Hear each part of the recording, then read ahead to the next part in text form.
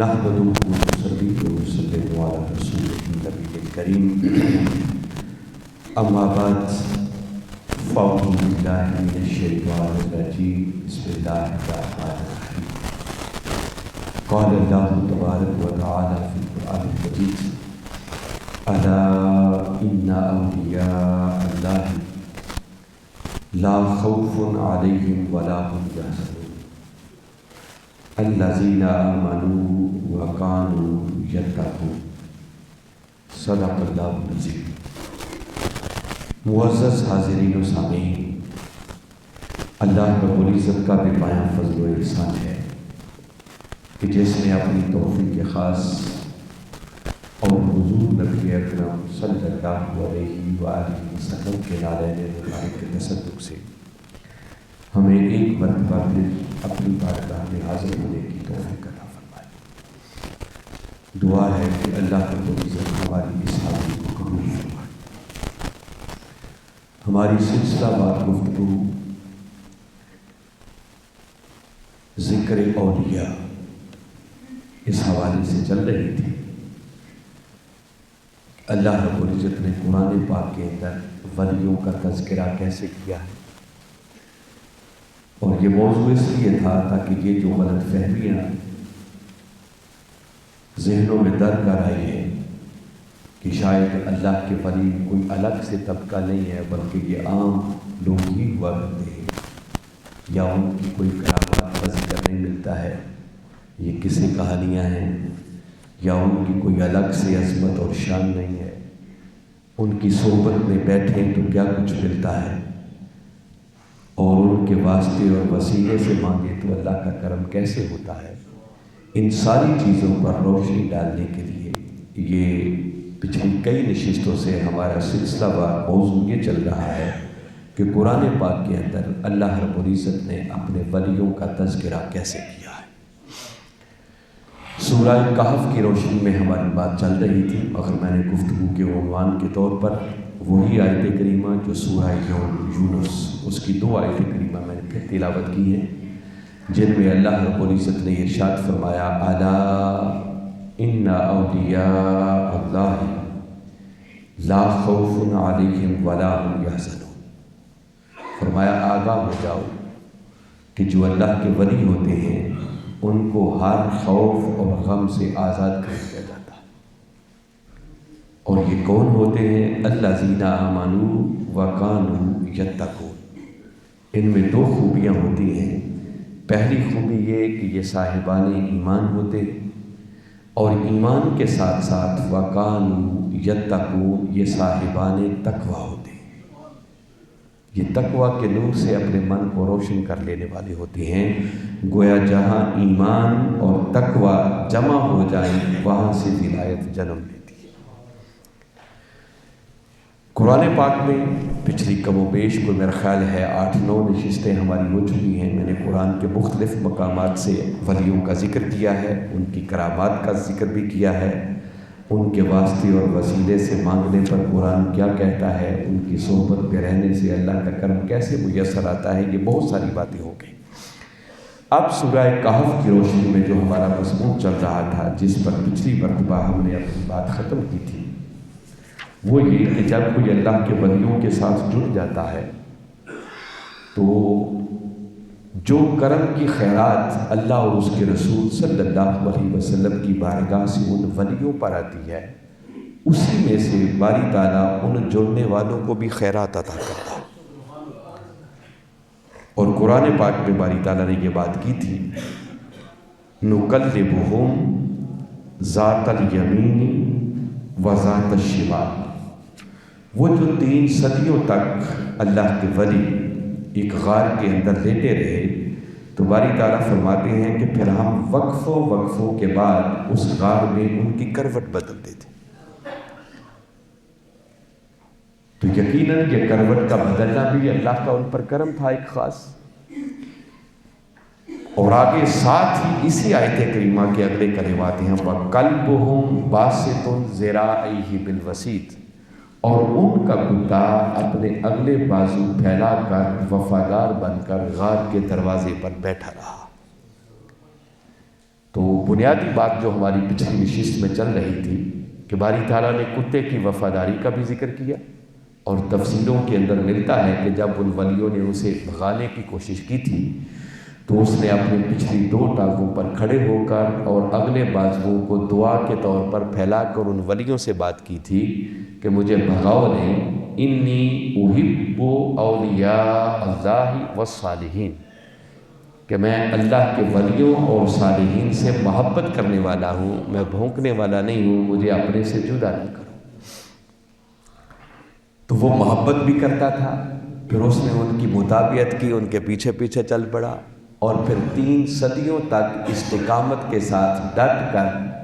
وفادار بن کے غار کے دروازے پہ بیٹھا رہا، جس کا فیض اس کتے کو یہ ملا کہ جب غار کے اندر وقفوں کے بعد ان ولیوں کی کروٹ بدلتی تو مفسرین نے لکھا ہے کہ غار کے دروازے پر بیٹھے ہوئے کتے کی کروٹ خود بخود ہی بدل جاتی تھی۔ تو کرم ولیوں پر ہوتا تھا، مگر اس کی خیرات جڑنے والوں کو بھی ملتی تھی۔ اور میں نے اس کی ایک اور مثال قرآن پاک سے دی تھی، جس کو ہم نے تفصیلاً پچھلی نشست میں ڈسکس کیا تھا کہ یہ بالکل ایسے ہی تھا کہ جب غار ثور کے اندر غم سیدنا صدیق اکبر رضی اللہ تعالیٰ عنہ کے دل کو ہوا کہ آقا دشمن تو سر پہ پہنچ گئے، اب کیا ہوگا؟ تو ان لمحات کے اندر جب تاجدار کائنات صلی اللہ علیہ وسلم نے ان سے فرمایا تھا اذ یقول لصاحبہ لا تحزن ان اللہ معنا، کہ صدیق غم نہ کر، بے شک اللہ ہمارے ساتھ ہے، اور اگلے کلمات تھے فانزل اللہ سکینتہ علیہ، تو پس ادھر اللہ نے اپنی سکینت بھی اس پر نازل فرمائی۔ اس پر بات چونکہ ہو چکی ہے تو میں نے پچھلی بار بڑی تفصیل سے عرض کیا تھا کہ وہ سکون جو نازل ہوا وہ قلب محمد مصطفیٰ صلی اللہ علیہ وسلم پر نازل ہوا تھا، مگر سوال یہ ہے کہ غم تو سیدنا صدیق اکبر رضی اللہ تعالیٰ عنہ کے دل کو ہو رہا تھا، ادھر کیوں نازل کیا گیا؟ ضرورت تو ادھر تھی۔ تو اس کا جواب سوائے اس کے اور کچھ نہیں ہے کہ چونکہ سیدنا صدیق اکبر رضی اللہ تعالیٰ عنہ نے وفاداری کا حق ادا کر دیا تھا، 13 سال کی قربانیاں اپنی جگہ پر، اور پھر اس ہجرت کے سفر میں جو ان کے ساتھ وہ نکلے تھے وہاں پر بھی اپنی جان کا نذرانہ پیش کر رہے تھے، اور اسی غار کے اندر چشم فلک نے یہ منظر بھی دیکھا تھا کہ کملی والے آقا صلی اللہ علیہ وسلم کی خاطر وہ اپنا پاؤں اژدہا کے منہ میں دے بیٹھے تھے اور وہاں بھی جان کی پرواہ نہیں کر رہے تھے۔ تو جب وفاداری کا یہ حق انہوں نے ادا کر دیا تو پھر ان کا حال تاجدار کائنات صلی اللہ علیہ وسلم کی ذات اقدس کے ساتھ اتنا متصل ہو چکا تھا، اتنے جڑ چکے تھے کہ سکون قلب مصطفیٰ پر اترتا تھا اور اس کی برکت اور فیضان قلب صدیق اکبر کو پہنچتی تھی، غم ان کا دور ہوتا تھا۔ تو کہنے کا مقصد یہ ہے کہ جب کوئی اللہ والوں سے جڑ جاتا ہے تو جب کرم کی خیرات ان اللہ والوں پر اترتی ہے، ولیوں پر اترتی ہے، تو جو مستقل مزاجی کے ساتھ استقامت کے ساتھ ان ولیوں سے جڑ جاتے ہیں تو اللہ اس کرم میں سے خیرات ان جڑنے والوں کو بھی ادا کرتا ہے۔ اسی کا ذکر اب اسی سورہ کہف کو پڑھیں گے تو میں ایک اگلی ولیوں سے تعلق اور نسبت کی وجہ سے کیا ملتا ہے وہ ایک مقام آج آپ کے سامنے اور رکھتا ہوں۔ باری تعالیٰ نے اسی سورہ کہف کے اندر انہی اصحاب کہف کا ذکر کرتے ہوئے آگے ارشاد فرمایا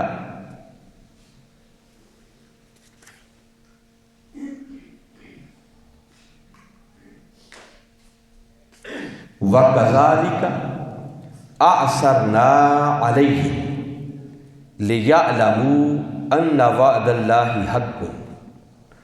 وَأَنَّ السَّاعَةَ لَا رَيْبَ فِيهَا۔ باری تعالیٰ فرما رہے ہیں کہ پھر اسی طرح ہم نے ان کے حال پر ان لوگوں کو جو چند صدیاں بعد کے تھے مطلع کر دیا۔ وہ جب 3 صدیوں کے بعد دوبارہ اٹھے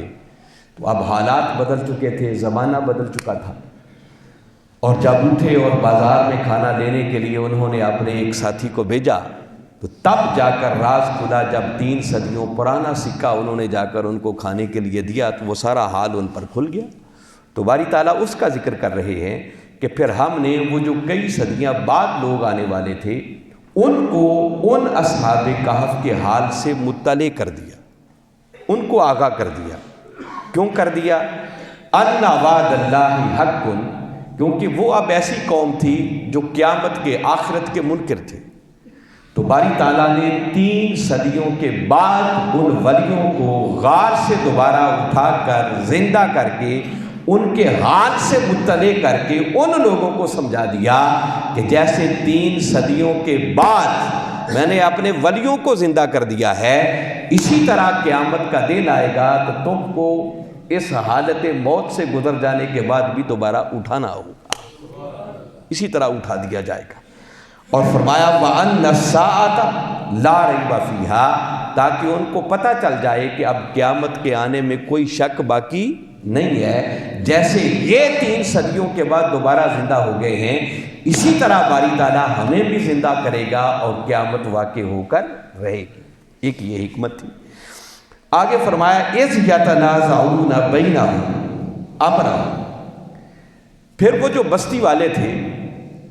وہ ان اصحاب کہف کے معاملے میں آپس میں جھگڑنے لگے۔ جھگڑا اس بات پر ہوا کہ جب وہ وفات پا گئے،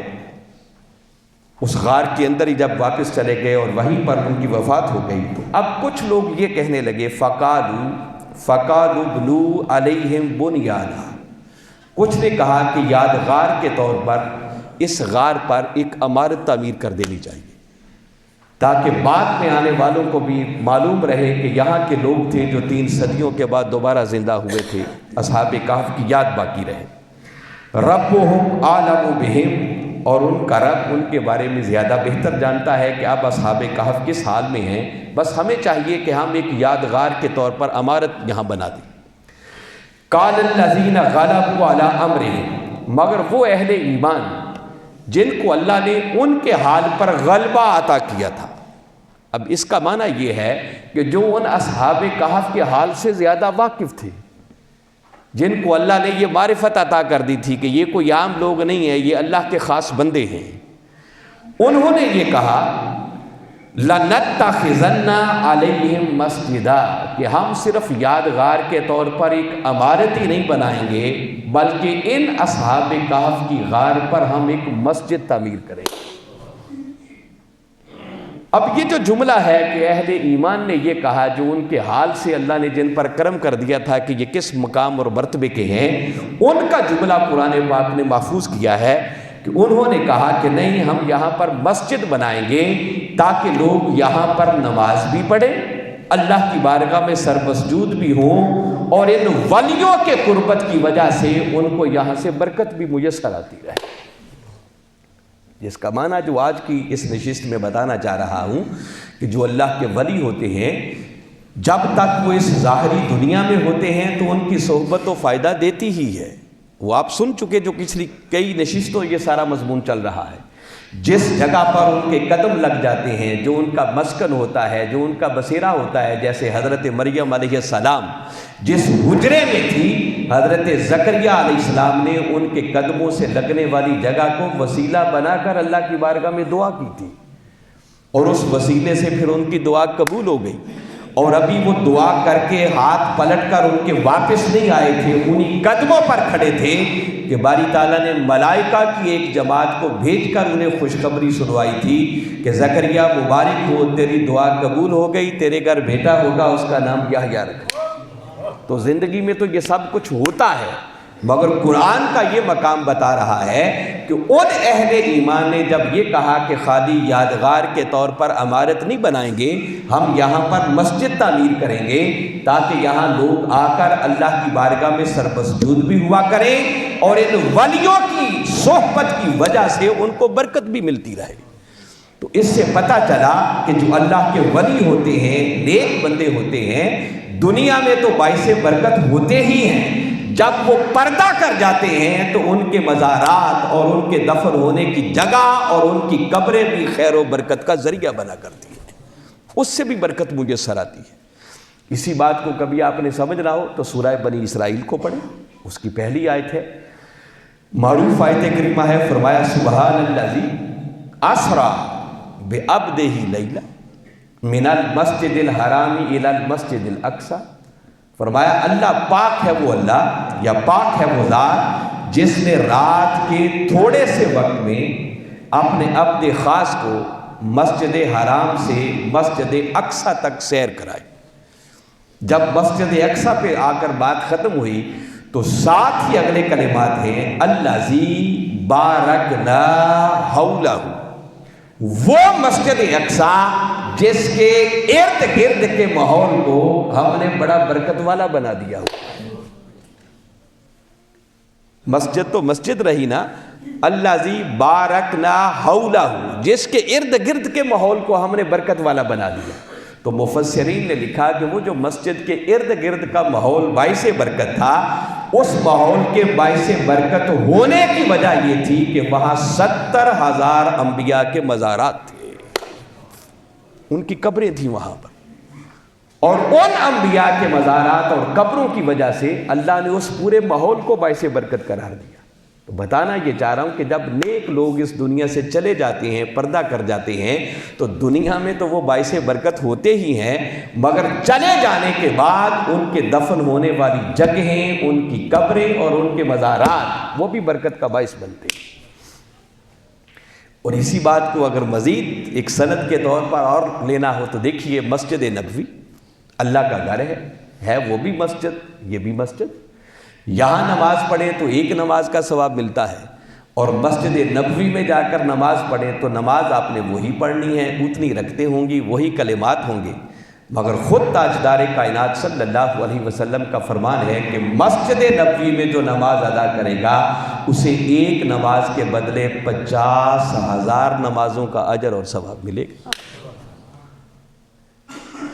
تو نماز تو اسی خدا کی پڑھی جا رہی ہے وہ بھی مسجد، تو وہاں پر اتنا اجر اور ثواب کیسے بڑھ گیا؟ اس کے بہت سارے اسباب ہوں گے، مگر وہ بات جس کا کوئی انکار نہیں کر سکتا، رد نہیں کر سکتا، ایک تو یہ ہے کہ اس مسجد نبوی کے اندر کملی والے آقا صلی اللہ علیہ وسلم کے چونکہ قدمین مبارک لگے، آپ وہاں جلوہ افروز رہے، آپ وہاں آتے رہے جاتے رہے۔ آپ دیکھیں نا، وہاں ایک حدیث مبارکہ بھی لکھی ہوئی ہے، ما بین منبری وروضۃ روضۃ من ریاض الجنہ، ما بین منبری، جو کچھ آپ نے فرمایا کہ میرے منبر اور میری قبر کے درمیان ہے، یہ جنت کے باغات میں سے ایک باغ ہے۔ تو وہ جنت کے باغات میں سے باغ کیسے بن گیا کہ آقا اپنے حجرہ مبارک سے نکلتے، امامت کے مصلی تک آتے، پلٹ کے گھر جاتے، کثرت سے آپ کا چونکہ وہاں آنا جانا تھا، تو جہاں کثرت سے آپ کے قدمین مبارک لگ گئے، باری تعالیٰ نے اس زمین کے ٹکڑے کو بھی جنت کا ایک باغ قرار دے دیا۔ اور آج وہاں نوافل پڑھنے کے لیے لوگ ترستے ہیں، ایک دوسرے پر سبقت لے جانے کی کوشش کرتے ہیں کہ یہ موقع مجھے ملے مجھے ملے، اس کا مطلب وہاں نماز پڑھنے سے بھی برکت ملتی ہے۔ تو ایک تو ریزن اور سبب یہ ہوگا کہ چونکہ آقا کے قدمین مبارک لگ گئے، اس کی نسبت آقا کے ساتھ ہو گئی تو وہ برکت والی بن گئی، ایک نماز کا ثواب بھی 50,000 نمازوں تک چلا گیا۔ مگر اس سے بھی بڑی برکت والی جگہ یہ ہے کہ اب اس کی وہ مسجد نبوی وہاں پر ہے جہاں کمری والے آقا صلی اللہ علیہ وسلم خود آرام فرما ہے۔ تو کملی والے آقا کی قبر انور، آپ کے مزار اقدس کی قربت کی وجہ سے اللہ رب العزت نے اس مسجد کو بھی برکتیں عطا کر دی کہ جو وہاں نماز ادا کرے وہاں 50,000 نمازوں کا اجر و ثواب ملتا۔ تو میں بتا یہ رہا ہوں کہ قرآن کا یہ مقام جو بتا رہا ہے کہ انہوں نے کہا کہ ہم ان اصحاب کہف کی غار کے اوپر ایک مسجد تعمیر کریں گے تاکہ لوگ یہاں نماز بھی ادا کریں، اللہ کی بارگاہ میں سر مسجود بھی ہوں، اور ان ولیوں کی قربت کی وجہ سے ان کو برکتیں بھی میسر آئیں۔ تو مزارات بھی باعث برکت ہوتے ہیں، ولیوں کے نیک لوگوں کے دفن ہونے والی جگہیں وہ بھی باعث برکت بنتی ہیں۔ اور اس سے بڑھ کر اس پر ثبوت اور دلیل کیا ہو سکتا ہے کہ تاجدار کائنات صلی اللہ علیہ وسلم نے فرمایا من زار قبری وجبت لہ شفاعت۔ آپ نے اپنی قبر مبارک کی بات کی، روضہ انور کی بات کی، فرمایا میرے جس امتی نے میرے قبر کی بھی زیارت کر لی۔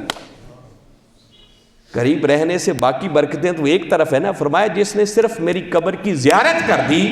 اس کو یہ برکت بھی میسر آئے گی کہ اس امتی کی شفاعت کرنا مجھ محمد مصطفیٰ پر واجب ہو گیا۔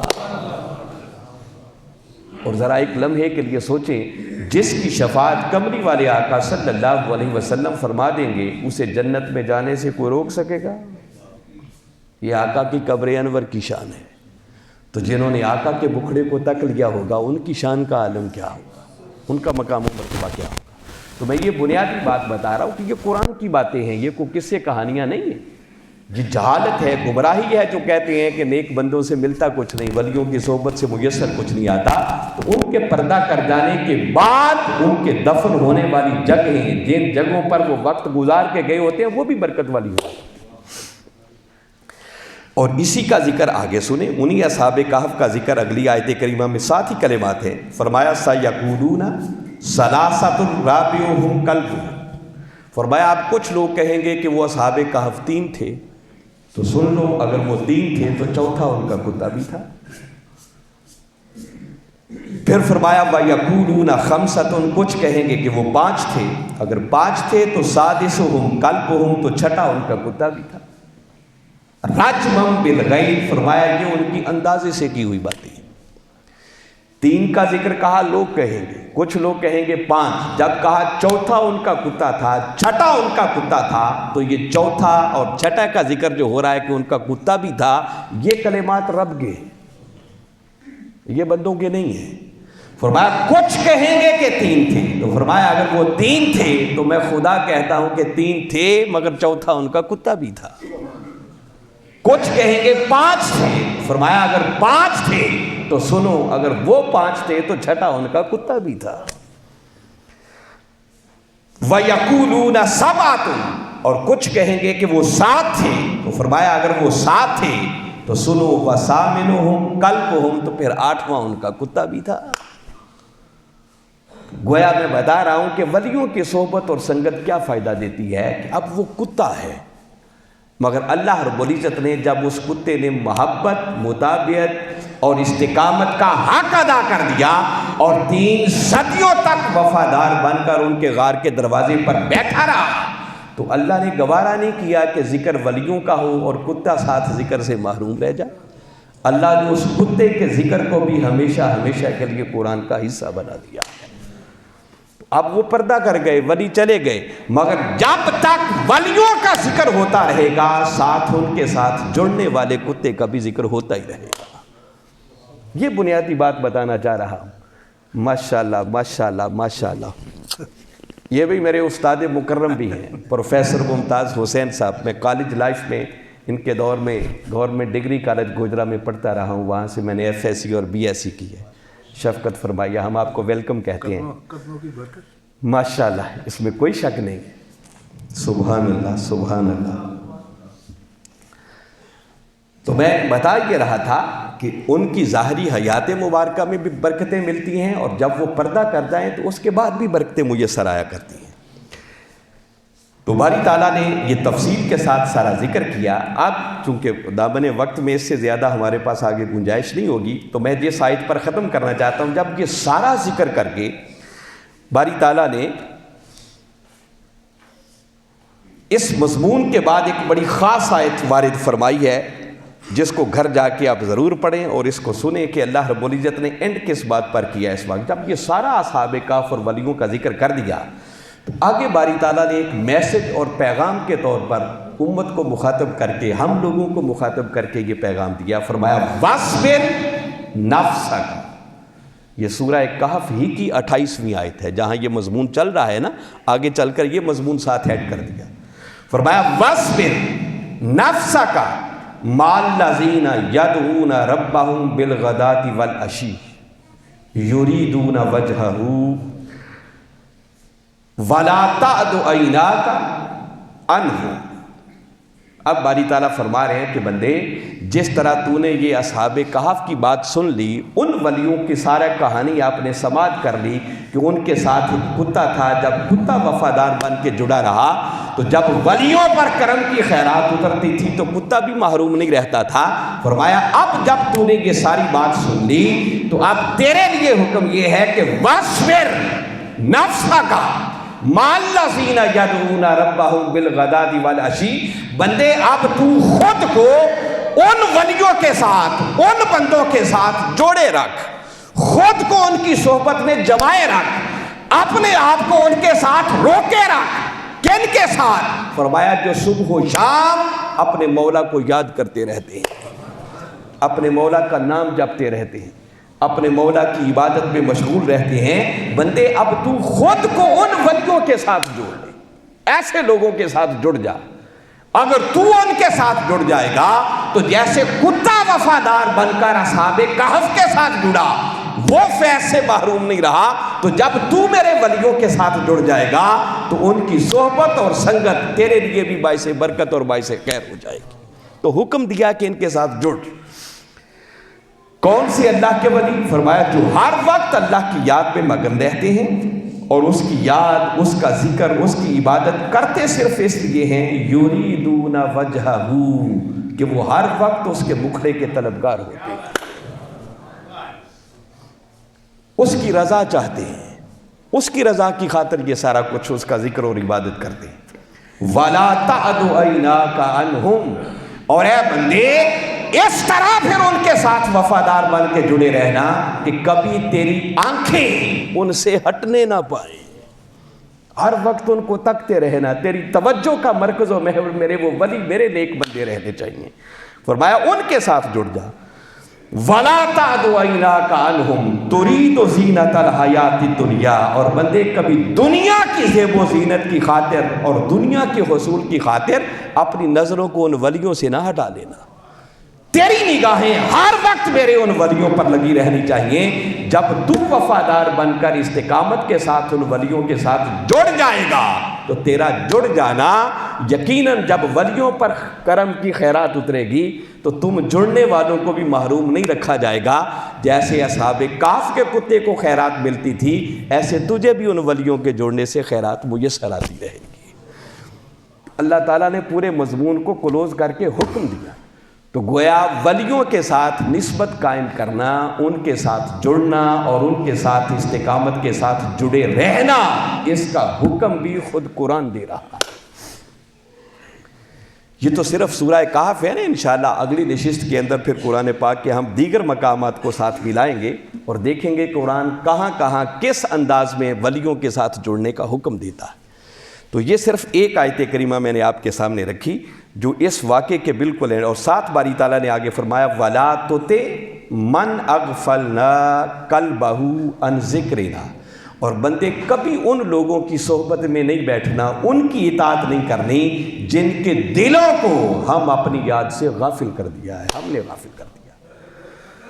جو ہماری یاد سے غافل ہو چکے ہیں، ہم سے دور ہو چکے ہیں۔ فرمایا کبھی ان کی صحبت میں نہیں بیٹھنا، ان کے پیچھے نہیں چلنا، ان کی اطاعت نہیں کرنی۔ وَاتَّبَعَ هَوَاهُ، اور جو ہر وقت اپنے نفس کی اتباع کرتا رہتا ہے، پیروی کرتا رہتا ہے، خواہش نفس کے پیچھے چلتا رہتا ہے، فرمایا ان کی صحبت میں نہیں بیٹھنا۔ وَكَانَ أَمْرُهُ فُرُطًا، اور اس کا حال بڑے حد سے گزر گیا ہے۔ فرمایا وہ جن کے دل کو ہم نے اپنی یاد سے غافل کر دیا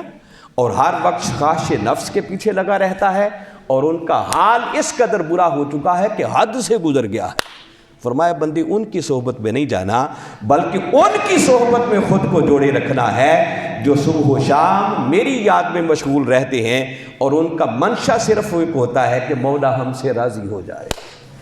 یریدون وجہہ، وہ ہر وقت میرے مکھڑے کے طلبگار رہتے ہیں۔ فرمایا بندے جب تو ان کے ساتھ جڑ جائے گا، استقامت کے ساتھ ڈٹا رہے گا، ان کی مطابقت شروع کر دے گا، تو فرمایا جب ان ولیوں پر میرے کرم کی خیرات اترے گی تو یقیناً تو بھی محروم نہیں رہے گا، تیرا من کا خالی برتن بھی نور سے بھرتا رہے گا۔ انشاءاللہ آئندہ نشست کے اندر اس مضمون کو ہم مزید آگے پڑھیں گے۔ اللہ کی بارگاہ میں دعا ہے کہ جو کچھ میں نے کہا باری تعالیٰ سمجھ کر اس کے مطابق ایمان لاتے ہوئے عمل کر کے ہمیں اپنی دنیا اور آخرت کو سنوارنے کی توفیق عطا فرمائے۔ وما علینا الا البلاغ۔